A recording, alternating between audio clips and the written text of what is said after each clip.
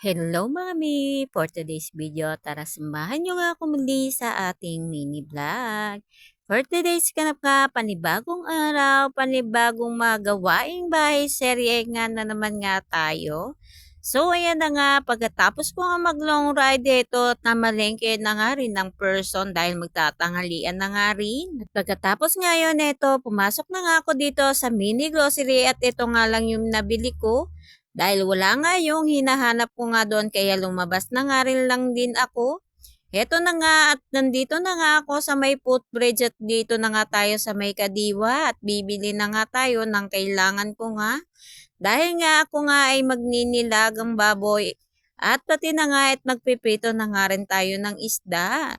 So ayan na nga at inutusan na nga ako ng ate na pumunta nga ng Kadiwa para nga makabili na nga kami ng uulamin namin para nga sa tanghalian. Gusto niya nga din kasi magnilagang baboy nga kami kaya yan na nga lang din ang uulamin nga namin. Tapos bimili na nga lang din ako ng mga pangrekado nga dito nga sa may gulayan.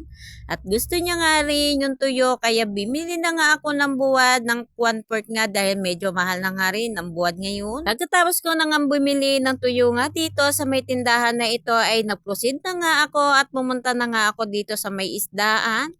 Tilapia na nga lang din yung naisip kong bilihin dahil gusto ko nga rin to. O di ba ito na naman dila na to, nauutal nga na naman.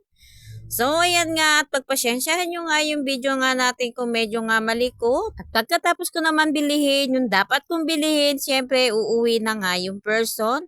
Andito na nga ako sa may highway at nag-iintay na nga lang ako ng sasakyan kong ang jeepney para makauwi na nga rin. So, ito na nga, at fast forward tayong malalahe to at pauwi na nga rin pala ako ng bahay nga namin. So, dito na nga ako sa tapat nga ng bahay nga namin, kaya ito, tatawid na nga lang muna ang person. Nag-iingat nga ako sa pagtatawid ko nga dito sa may highway dahil yung ibang sasakyan talaga na may maharurot nga sila ng bonggang-bongga. At ito, at nakatawid na nga ako at pauwi na nga rin dito sa bahay nga namin.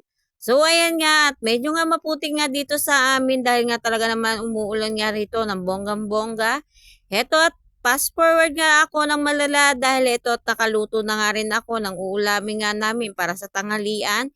Nilagang baboy na nga lang ito at ito, meron nga patola nga dito sa amin. Ito sinama na nga din namin dahil sayang nga rin yan.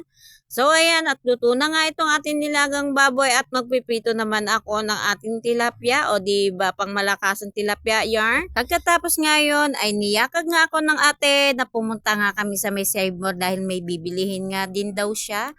So ayan nga at agad-agad ko nga sinamahan at ito napalibre pa nga ng manicure at pedicure dahil bihira nga lang ito malinisan itong ating kuko at ako nga lang talaga yung naglilinis nga nito dahil ayan dinadama-dama ko nga yung paglilinis nga sa akin. Pagkatapos nga nito heto at nagutom na nga yung mga person, kumain nga kami dito nga kay pangmalakasan nating Jollibee. So, eto nga pala yung ate ng asawa ko at yan nga pala si Ate Glenda. Dahil dyan ate, maraming salamat nga sa iyong panlilibre nga sa akin ngayong araw. So, eto na nga at naglakad-lakad nga lang kami dito nga sa loob nga ng Sabor at dito nga lang kami talaga gumala. At heto na naman nga ako, pagpasensyahan nyo na yung pagbo-voice over ko nga din dahil nga maingay nga yung voice over nga natin tapos maingay pa yung tahol nga ng aso. At ito, mag-proceed na nga tayo sa ating ginagawa sa may video nga natin. Naisipan na nga pala ni ate na pumasok nga dito sa market dahil nga may bibilihin nga din siya. Nag-ikot-ikot nga lang muna nga kami dito para makita nga namin yung bibilihin niya nga rin dito sa loob nga ng market. At ito, nung nakita na nga namin at ayan ipineleksyon na nga rin. Dahil dyan ate, maraming salamat po pala sa inyong lahat at sa pagpapa-experience nga pala sa akin yung paglilinis nga ng kuko. Maraming salamat nga pala Ate Glenda sa iyo at sa tulong mo palagi sa amin. So ayan, hanggang dito na nga lang muna at maraming salamat.